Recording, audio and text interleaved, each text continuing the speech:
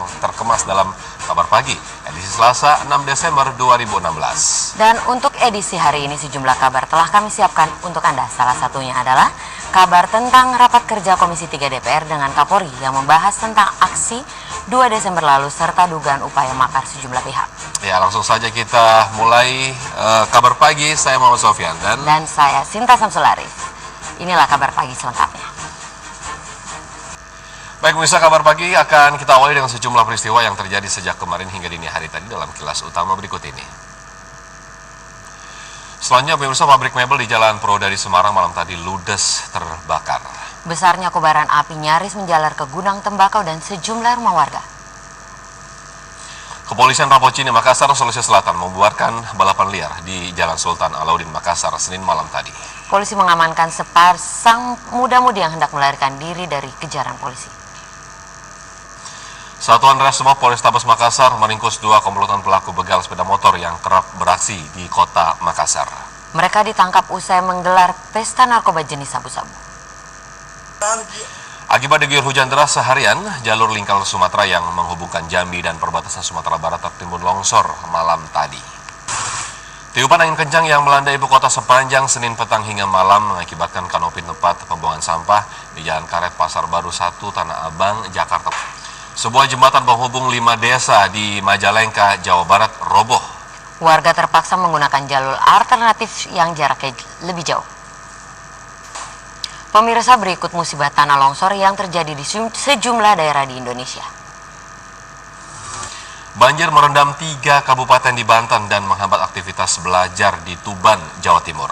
Sementara desa Cikopo, Kabupaten Bandung mulai membersihkan rumah mereka setelah diterjang banjir bandang. Sebagian besar wilayah Indonesia mulai memasuki puncak musim hujan di bulan Desember hingga Januari 2017 mendatang. Cuaca buruk juga melanda Brisbane, Queensland, Australia. Hembusan badai direkam sejumlah warga. Kabar Pagi akan kembali dengan sejumlah informasi lainnya. Usai jeda berikut, tetaplah bersama kami. Terima kasih Anda masih di Kabar Pagi, pemirsa. Kepolisian sektor kawasan Pelabuhan Pekanbaru Riau menangkap 3 anak buah kapal yang tengah pesta miras di atas kapal. Beralih ke kabar selanjutnya, pemirsa. Kapolri Jenderal Tito Karnavian menegaskan aksi Super Damai 2 Desember 2016 lalu sempat akan ditunggangi sejumlah orang untuk makar. Polisi kemudian menangkap 11 orang yang diduga melakukan makar. 11 orang diciduk kepolisian karena bermufakat akan melakukan tindakan makar. Mereka dijerat pasal 107 Undang-Undang KUHP. Panitia pelaksana aksi Kita Indonesia telah mendapatkan teguran dari Pemprov DKI setelah banyaknya atribut partai politik dalam parade budaya yang digelar hari Minggu lalu. PLT Gubernur DKI Sumarsono menilai panitia melanggar peraturan gubernur tentang fungsi hari bebas kendaraan yang tidak boleh digunakan untuk tujuan politik apapun. Desember mendatang akan menjadi 11 Desember. Salah satu penggagas Car Free Day Indonesia, Walhi, menyatakan kekecewaannya dengan adanya kegiatan politik pada hari besar kendaraan bermotor di Jalan Sudirman. Kisruh antara Ketua Angkatan Muda Partai Golkar, Fat Al-Faus, dan Ketua DPD Partai Golkar DKI Jakarta, Fayakun, diselesaikan secara damai. Sebelumnya, Fat dilaporkan Fayakun ke Polda Metro Jaya terkait insiden pemukulan di kegiatan aksi 412. Sementara Fayakun dilaporkan balik dengan tuduhan pencemaran nama baik. Sementara Fat akan mencabut laporan yang sebelumnya diajukan ke kepolisian. Sidang perdana kasus penistaan agama dengan terdakwa Basuki Cahayapurnama akan digelar 13 Desember. Kembali lagi di Kabar Pagi, pemirsa. Tanggal sidang kasus penistaan agama dengan terdakwa Basuki Cahayapurnama telah ditetapkan. Selasa 13 Desember mendatang akan menjadi tanggal yang diadakan sidang dakwaan atas Ahok di Pengadilan Negeri Jakarta Utara.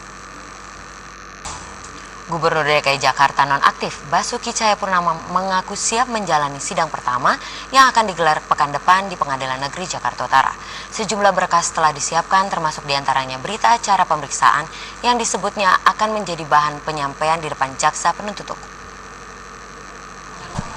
Selanjutnya, pemirsa, advokat cinta tanah air ACTA akan mendaftarkan gugatan pelapor Habib Novel Bakumin terhadap Gubernur DKI Jakarta nonaktif Basuki Cahayapurnama.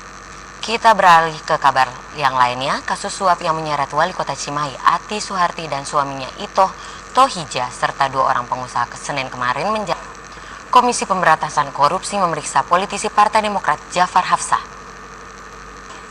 Calon Wakil Gubernur DKI Jakarta nomor urut 2, Jarod Saiful Hidayat memenuhi panggilan penyidik Subdit Keamanan Negara di Treskrimum Polri.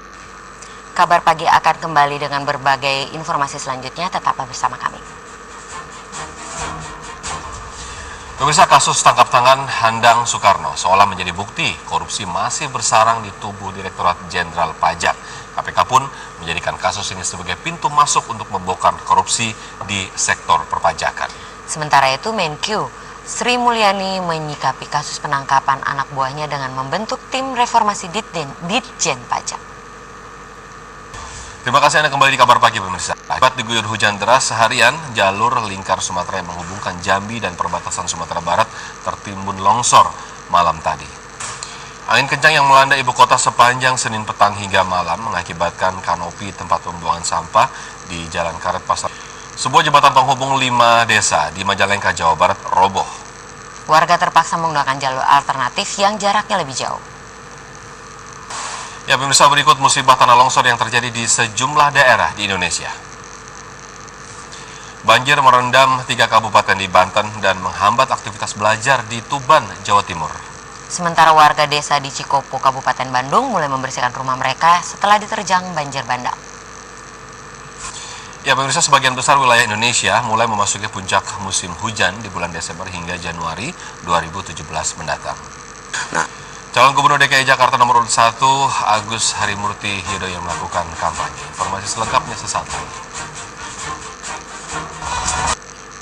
Calon Gubernur DKI Jakarta nomor urut 1, Agus Harimurti Yudhoyono mendatangi warga di Rusun Suci Cengkareng, Jakarta Barat. Selanjutnya, pemirsa, calon Gubernur DKI Jakarta Petahana Basuki Cahayapurnama kembali berkampanye di Rumah Lembang, Jakarta Pusat. Sementara itu, pemirsa, calon Gubernur DKI Jakarta nomor urut 3, Anies Baswedan menghadiri dialog publik perempuan memilih di kawasan. Panitia Pengawas Pemilu Panwaslu Kabupaten Bangka mendesak KPU Kabupaten Bangka untuk mengakomodir pemilih yang tidak memiliki. Puluhan alat peraga kampanye rusak dan hilang di Kota Batu, Jawa Timur. Perusakan alat peraga kampanye terjadi setidaknya di Kapolri Jenderal Tito Karnavian akan memberikan statementnya terkait dengan aksi damai 2 Desember mendatang. Selengkapnya kita akan saksikan sesaat lagi. Tetaplah bersama kami. Pemirsa, tanggal sidang kasus penistaan agama dengan terdakwa Basuki Cahayapurnama telah ditetapkan. Selasa 13 Desember mendatang akan diadakan sidang dakwaan atas Ahok di Pengadilan Negeri Jakarta Utara.